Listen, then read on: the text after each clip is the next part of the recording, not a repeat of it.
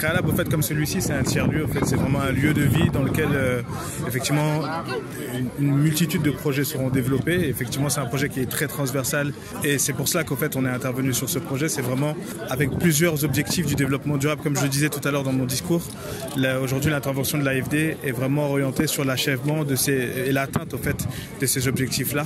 Et un projet comme celui de Yob Créalab recoupe plein d'objectifs. L'environnement et la préservation de l'environnement. Toutes les activités de recyclage présentées aujourd'hui sont clairement des objectifs aujourd'hui que nous essayons de mettre en avant dans le cadre de notre mandat à l'AFD. La réduction des inégalités, puisque c'est un projet qui est vraiment orienté autour de la jeunesse et en particulier des femmes. Et on sait que les activités qui seront présentées ici seront modulées pour faire en sorte justement que les femmes qui ont certaines contraintes particulières puissent y participer de manière plus aisée. Donc je ne mentionnerai que cela et bien sûr effectivement la formation, l'éducation qui sont des leitmotifs très importants pour l'AFD et qui sont des secteurs clés pour nous. D'ailleurs dans le cadre du contrat de désendettement et de développement, une grande partie des fonds sur lesquels nous travaillons en co-développement avec la Côte d'Ivoire sont alloués au secteur de l'éducation. Donc j'ai envie de dire que ce projet de Créalab en réalité est assez complémentaire, même s'il est à plus petite échelle, des activités de plus grande envergure qui sont menées par l'AFD ici en Côte d'Ivoire. Comme vous l'avez vu dans les différentes stands, il y a énormément de jeunes, des femmes qui partent de leur objet du quotidien pour développer des outils.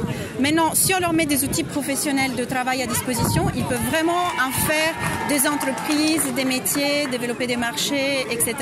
Ou bien partager leur savoir avec la communauté pour que chacun puisse s'amuser dans le temps libre à la maison, en famille, à fabriquer des objets ensemble. Donc le but principal du projet, c'est vraiment d'être une plateforme d'expression libre pour la créativité locale. Et après, de connecter cette créativité avec celle des autres quartiers et communes du district d'Abidjan et de la Côte d'Ivoire, de l'Afrique ainsi que de l'international. Parce que les activités prévoient aussi bien des activités donc, de formation, d'ateliers de fabrication, des fêtes communautaires, des spectacles.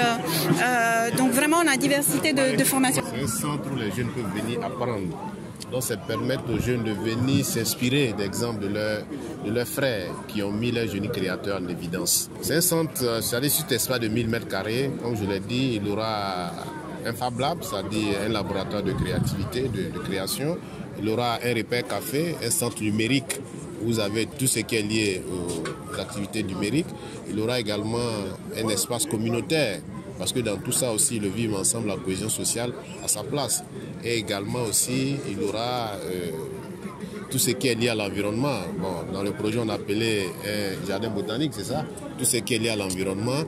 Pour dire que tout ce qu'on fait, quand même, devons passer à la préservation de l'environnement, devons passer à la préservation de notre futur pour les générations qui arrivent. Et tout ça mis ensemble, que c'est un joyau que le maire de la commune de Yopougon, en partenariat l'AFD, ses différents partenaires, ainsi que Culture et Développement, met à la disposition de sa jeunesse. Évidemment, le tout, on a un terrain de sport qui va ajuster ce centre, ce Yob Créalab. C'est-à-dire, après avoir réfléchi longuement, on peut se retrouver, se recréer quelques exercices physiques et repartir au laboratoire, comme on le dit communément.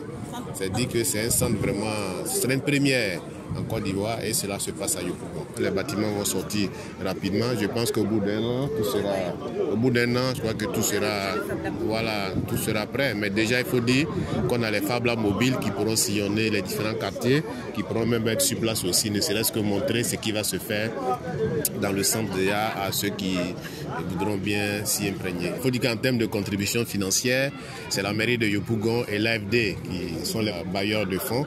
Et je crois que les autres partenaires, l'aspect intellectuel, l'aspect créativité qu'ils nous apportent, viennent compléter cet aspect financier-là. Pour la commune de Yopougon, parce que c'est une commune cosmopolite, c'est une commune vraiment qui présentait le cadre idéal pour cela. Je crois que c'est ce qui a motivé le choix de la commune de Yopougon. Quand on dit Yopougon, c'est la Côte d'Ivoire en miniature.